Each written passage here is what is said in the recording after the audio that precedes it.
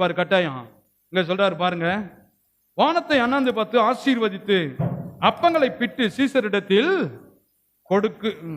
கொடுத்தார். சீசர்கள் ஜனங்களுக்கு கொடுத்தார்கள்.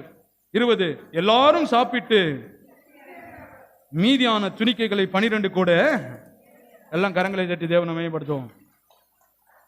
இது நாங்க எத்தனையோ முறை கேட்டுட்டோங்க பாஸ்டர். கேட்டீங்க, செஞ்சீங்களா?